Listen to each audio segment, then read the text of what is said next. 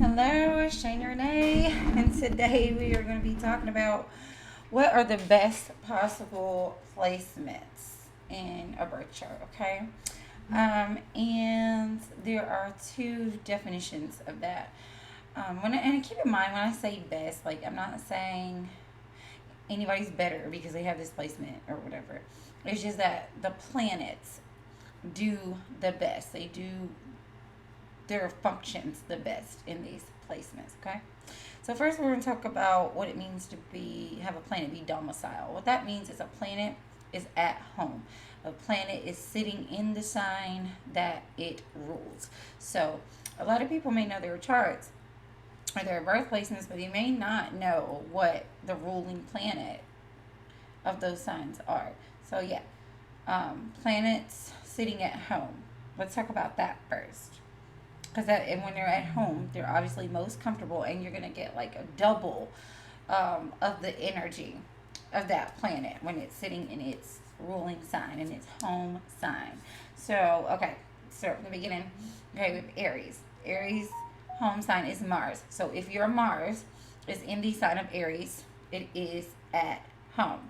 Okay, Mars being the original ruler of Scorpio. It's old. It's Scorpio's old ruler. So if it's in Scorpio, it is also at home. Mars is the planet of like passion, war, how you fight, sex. Like it's that get up and do that, go that drive. That is Mars energy. So when it's in Aries, when it's in Scorpio, it is the most comfortable. It's at home. You're gonna have double the energy. Okay, when you have, let's see, what's the next sign? Okay, Taurus. So Venus is, it rules over Libra and Taurus. So when Venus is in either Libra or Taurus, it is going to thrive, or it's going to feel very comfortable. It's going to feel very comfortable in matters of love, matters of the heart, because Venus rules love, right? Love, art, beauty. So when it's in either of those signs, Taurus and Libra, you're gonna feel very at home around art or beautiful things, nature.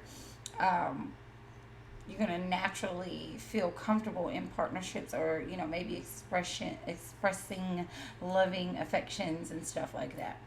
Um, the next sign would be Gemini. So Gemini is ruled by Mercury. Mercury rules over Gemini and Virgo, right? So when Mercury is in either of those signs, it's going to feel the most comfortable.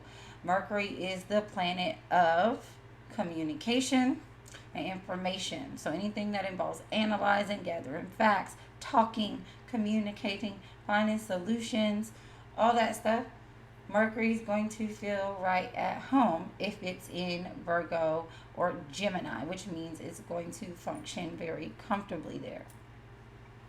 Our next sign will be Cancer. So the moon rules Cancer. If your moon is in Cancer, it is at home.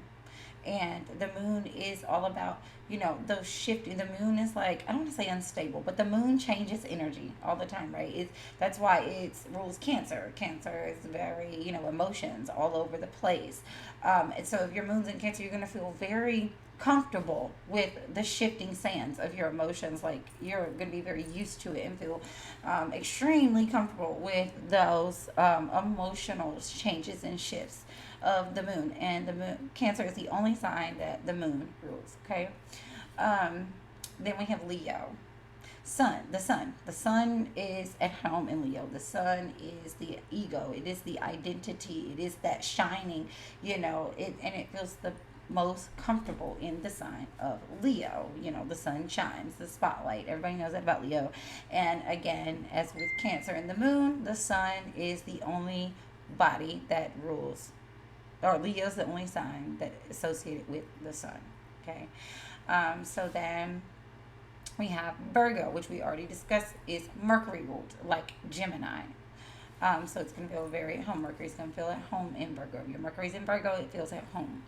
Um, which is going to like kind of help you when it comes to finding solutions, analyzing anything to do with information, researching, talking, communicating. You're going to have double that energy. Matter of fact, if you have a Mercury in Gemini or Virgo, you might talk a lot. Or if you have a Mercury in Virgo, you might think a whole lot. And if you have a Mercury and Gemini, you might talk like extra a lot. Um, and then, okay, the next sign we have is Libra.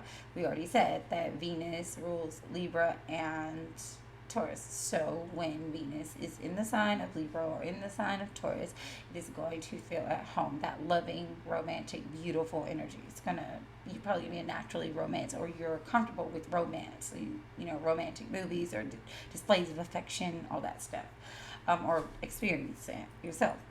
Okay, then we have Scorpio. So I told y'all that Mars can feel at home in Aries as well as Scorpio because Mars used to be Scorpio's old ruler. However, since the discovery of Pluto, Pluto is Scorpio's now, considered Scorpio's ruler now. So if you have Pluto in Scorpio, you're gonna feel more comfortable than most people do with Pluto's energy. Pluto energy is heavy. It's death and rebirth. It's like these big chaotic, transitions, these very dramatic shifts and changes in your life that you have to kind of go through constantly. But if you have Pluto in Scorpio, like that's going to be very familiar to you. Like it's not going to be so shocking or challenging as it might be for other people. Okay. And then we have Sagittarius. Sagittarius is ruled by Jupiter. So if you have Jupiter in the sign of Sagittarius, Jupiter is the planet of luck. It's the planet of expansion. It's the planet of faith and travel. So just, dream big. Jupiter dreams big and everything is expansive. Everything is bigger with Jupiter. How people say, everything's bigger in Texas. With Jupiter, everything's bigger. And Jupiter really likes to know the secrets of the universe and it wants to expand its knowledge as far and wide as possible. Okay. And study philosophy and all the theories of, what's out there, and it wants to discover and it wants to travel. So that is the energy of Jupiter, and into the sign of Sagittarius, the sign of freedom. It is right at home. So when things are expanding, when it's time to think bigger, when it's time to go long distances, when it's time to, think bigger, Jupiter feels very at home in the sign of Sagittarius. And then we have Capricorn. So Saturn rules over Capricorn and Aquarius, although Aquarius has two rulers. We'll get that to in a minute. Okay, Saturn is the planet of responsibility. Is the planet of tradition and restriction and lessons and long, slow structure and all these learning responsibility and hard work and all this stuff. And so it feels very home in Capricorn. If you have Saturn in Capricorn, it's going to feel very home. Like hard, you're not going to be a stranger to hard work. You're going to understand like that things take a process and slow. I'm not saying that it's most people don't like or they associate the energy with being negative. It's not necessarily negative, but to a Capricorn, somebody with Saturn in Capricorn, it feels very at home. They understand that things take a long process and they have double the energy to like see through the long haul. Also people with Saturn in Capricorn will have be very aware of karma. And what I mean, I don't mean like punishment and reward. If that's what you believe karma is, cool, I don't judge you, but karma is simply cause and effect no matter how you look at it, right? So people with Saturn and Capricorn may be very consciously aware of everything that they do before they do anything. Like they're very aware of how the consequences would play out over time, the long term, right? Okay, same for Aquarius.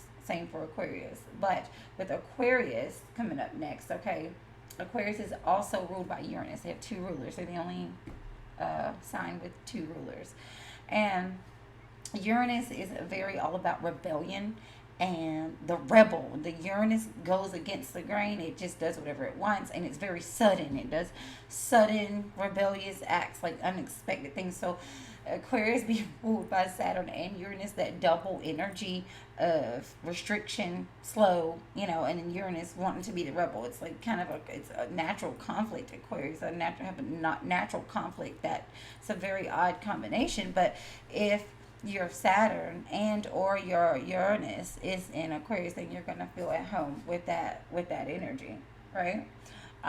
You're gonna probably feel very at home with that. And then your last but not least, of course, is Pisces, and they are ruled by Neptune. So Neptune is very dreamy.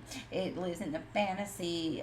Neptune sometimes associated with like drugs, alcohol, things like that. But on the bright side of that is the imagination. In living in the dream world, some might call it, delusional. But you need a little bit of that in order to, create the life that you want. And Pisces, if your Neptune's in Pisces, then you're gonna feel very at home with that, everything imaginative, everything fantasy, everything, otherworldly, like otherworldly creatures, or the idea that, fairies exist, mermaids exist, spirit world. You're gonna feel very comfortable with those ideas. Now, one thing I will add is that Pisces' original ruler was Jupiter, and we said earlier that Jupiter is Sagittarius planet, right? The planet of expansion, the planet of luck, the planet of faith that wants to know, the secrets of the universe. That was Pisces originally ruled or ruler. So we can, as an honorable mention, we're going to say that if you have your Jupiter in Pisces, it also feels very at home. So now that we've talked about all the feeling at home stuff, I want to talk about the very best possible placements, which would be where the planet is exalted. And I think just now as I'm saying this, I think I'm going to do that as a separate video, because I don't want you guys to get too lost in taking on too much information. So where this video is about where the planets feel at home, the next video is going to be where they're exalted, meaning where they thrive the most.